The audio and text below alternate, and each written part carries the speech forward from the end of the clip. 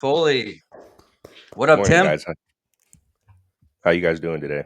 Good, man. Good. Tim, Tim, I am juiced. The one game that we thought was going to be the toughest for our local hero, Diego Pavia, pushes through, getting through South Carolina. How are we feeling? How are we feeling if being on this side of the fence? How are we feeling, Tim? How are we feeling about Diego? Yeah, so I know a couple of weeks ago we kind of talked about it, and I kind of threw a little bit of shade at you Cowboys fans, talking about how this is a really long stretch for Vanderbilt to hit the national championship or hit make the college football playoffs. After this weekend, I mean, they are a prime team set up for this. I mean, I went into this game with a lot of doubts, like I'm sure a lot of other people did, and Vanderbilt really handled them from the opening kickoff. A lot of people will talk about that Lenore Sellers getting hurt in the second quarter could have attributed to this. Obviously, it's going to attribute it to it, but I still don't see South Carolina scoring more than 31 points. Really, Vanderbilt's defense is what stepped up. And then the big story of the game, obviously, is where is Theo Vaughn going to be taking Diego Pavia's mom for this Yep. date? Yeah, it I seen it's that. a I seen that. yeah, it's kind of funny. I mean, how just one little comment in a podcast can kind of it took over. I mean, they were interviewing Theo Vaughn on the sideline. Where are you going to take Diego Pavia's mom? And it's kind of funny. You have Diego Pavia kind of pimping out his mom for dates nowadays. But I guess whenever you're 3-0 and feeling good and on top of the world, you kind of do whatever you need to do, right? Yeah, for sure. That's Oh yeah. Diego Pavia's mom there on the screen. You tell me. You tell me where Theo Vaughn's gonna take that beautiful older lady there. It's Yeah. funny though. Where would your guys' first thought be if you guys were taking in this case, a high profile kid's mother out on a date? Where would, if you guys were single, obviously, where would you guys go? Man, dude. I'm starting off. I'm starting off high. I'm starting off at a 5-star restaurant. Get to know her a little bit, and then after that, let's see where we go. Maybe we'll go. Some spot that's popping. At night. Maybe get a couple drinks. Have a fun night, man. You got to treat her, man. Theo Vaughn. I mean, I'm sure he's the entertainer. So I think that Yeah, no matter yeah. what, they're probably gonna have a good night. So If yeah. I'm Theo, I'm sitting here in front of my couch and I'm probably doing a little 1 minute open mic sesh for her. And then having her cook for me, nah? Just kidding. Dude. Have to. Now, what a good time. Diego Pavia, though. What a win, man. Obviously, there's going to be a lot of critics saying that Seller get left in the second half with Yeah. the head-to-head shot where that gentleman was removed for targeting. That targeting rule, how do we feel about that targeting rule? We a fan of it? I'm all about player safety. Whenever I was playing college football, this kind of CTE stuff was kind of just rearing its head and coming out. And I remember whenever I was 21 years old, kind of sitting there, and all this stuff was coming out. You kind of have that like warrior mentality, right? You kind of say, I know what I signed up for. I know this is a violent sport. When you're in the thick of it, it's not till years later and you kind of start seeing the effects of smacking your head every single day that you kind of sit back and think that player safety should be the first thing in mind. There are some calls sometimes that could be a little fishy, could go one way or the other, but I do like that we are keeping the player's safety in the forefront. It does change the game a lot. A lot of people like touchdowns. People don't like watching 10-7 victories, 7-0 victories. Um, but now the receivers are able to go across the middle and not really have gator arms too much. They can go up there for that ball, knowing that they're defenseless and that they won't be able to get hit. And if they do, that the other team could suffer greatly by the kid getting kicked out of the game and missing some of the next game as well. Yeah, for sure. For sure. Has anything came out about that kid? Because he's one of their studs, right? Their stud linebackers. He is, yeah. So Is what he going to what be happens? suspended? So if you do get kicked out of the game, so for him it was kicked out in the first half, so he just had to miss that game. If he would have got kicked out in the second half, he would have had to miss the second half of the game and the first half of the next game. So luckily it did happen in the first half, so he will be able to be participating for the next game. Yeah, College football right there. You miss a half. That's wild. That's kind of cool, I guess. You still get to suit up, but you only miss a half of football. That's kind of neat. Yeah. Not a bad exchange there. With Before we move on from Diego, they are playing Georgia State this coming up week. Diego Pavia went 18 for 25, 177 yards, 2 touchdowns. Doesn't Not crazy on the stat sheet, but they did pull off the 31-7 victory. With him not having such a crazy stat sheet, does that, being a fan or following them now, because we're gonna follow these guys to the national championship now. Here we go, baby. Let's jump on this train, Borba. We're on the Vandy train, baby. Positives, is that how we should feel? Obviously, Georgia State, that's nothing crazy. So at least we're gonna get to 4-0 start. Yeah, so with Diego Pavia, even last year with his big name, he's not going to come out with a huge stat line every week. That's just not who he is. He's a game manager. He leads his teams and does makes the right decisions and takes care of the football. He's not going to leave a game with 300 passing yards. You don't want that from Diego. They want to stick to that run game. They want to hand the ball off. Involve him in the run game as well too. He had 11 rushes for 24 yards this last week. He does run the football for them. It's good to have that +1 runner in there in the offensive scheme. He's not going to have Heisman level numbers. He wins football games. He's a gamer. Whenever he goes out on the field and the lights are on and the cameras are flashing, he's going to make those good decisions and lead his team to victory. And he's shown that over the last 2 seasons, or season and a quarter so far.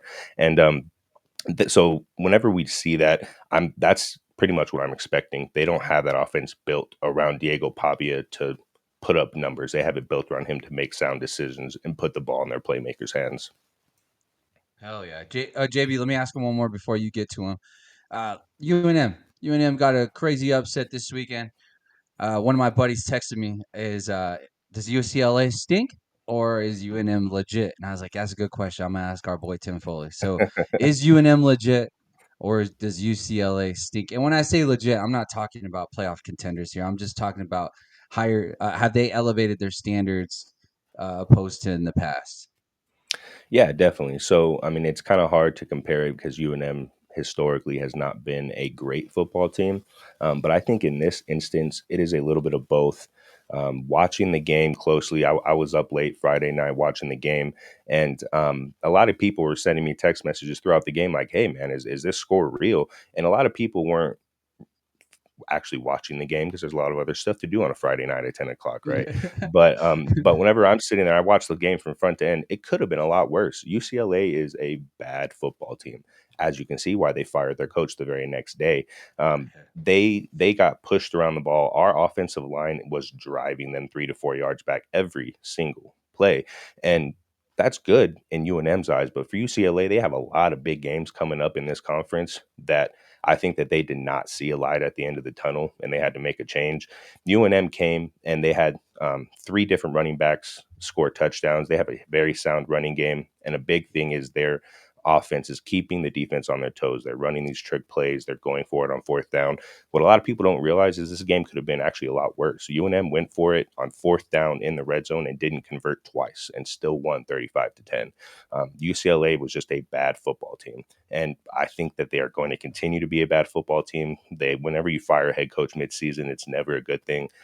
They had big headlines coming in with Nico transferring in and being that guy, and he just does not have a supporting staff there for him. It's going to be very interesting to see what the rest of their season looks like because it is not looking up for UCLA, Yeah. especially whenever they pay $1.2 million to the Lobos to come into the Rose Bowl and beat them like that. What a donation! What a donation, JB. You got a question? No, not Yeah, not you not do. regarding the UNM game, anything like that. Obviously, a big thing on everybody's mind, I think, is the Texas and UTEP game. We can kind of get into that a little bit. But shout out to everybody in Albuquerque that support the Lobos. We're getting a lot of comments on the Lobos here, so that's pretty cool. Shout out to y'all. But yeah, I think the next thing that we should get into is a little bit of obviously Arch Manning. He's on the in the spotlight a little bit, not for the best Getting reason. booed. So after kind of watching that game, the things that we've already been previously talking about Arch Manning when it comes to mechanics, how comfortable he looks on the field, all that kind of showed up. Tim, what do you take away from that game and Texas going forward? I think just kind of reiterate what we talked about last week. It's rearing its head. I think the big issue and the big sore spot that's happening is Arch injured or are his mechanics just faltering? Because whenever you kind of hide something like this, playing injured, that's what you do when you're in football. The big question that they always give us whenever you're kids: are you hurt or are you injured? If you're hurt, Mhm. you can still play. If you're injured, you got to come out. And whenever you're a competitor like Arch Manning, that line gets blurred and you want to go support your team and be there for your team. But if you're not able to perform at the level that you can perform at to make your team successful, that's whenever you have to start kind of weighing your pros and cons there. We don't know. Nobody's coming out and saying Arch Manning is hurt. This is what's wrong. Understandably, you don't want people to know, you don't want people showing your hand before the river's done getting flopped over, as people in cards would say. But the problem that's coming here is if he's hurt, then that kind of gives an excuse as to why his mechanics are regressing, is what it looks like. He does not look like the same football player throwing the football from last season to this season. And there's either two reasons: he's either hurt or he's getting worse. And I think after this weekend, we really showed that I think we're going to be seeing Arch Manning in college football again this next season. There's no reason for him to go out unless he was going to be one of those top five draft picks, and he is not playing that way right now. Whether it be for his own skill set or for the supporting staff or the plays being called, it's just not happening. I don't see people making trading away their picks to go get Arch Manning. So because of that, I see him coming back into college, which I ultimately think is a better thing for him. Hopefully, he's able to rest up that arm or get with some specialized quarterback coaches to kind of see what's going on. But there are a lot of questions here. Anytime you're playing in Austin and you're getting booed playing UTEP, there is very big problems for your football team. UTEP is not a good football team. They historically haven't been, and they're not a good football team this year. And for you to come out and win 27-10 at home and get booed by your own fan base, it is not Tough looking good look. in Austin. Yeah, that's a tough look. And to be fair, his granddaddy came out and said Arch will be back in college football next year. So at least we know he will be back in Texas. As a Texas fan, I don't know how excited you are given these past 2 weeks, the slow starts.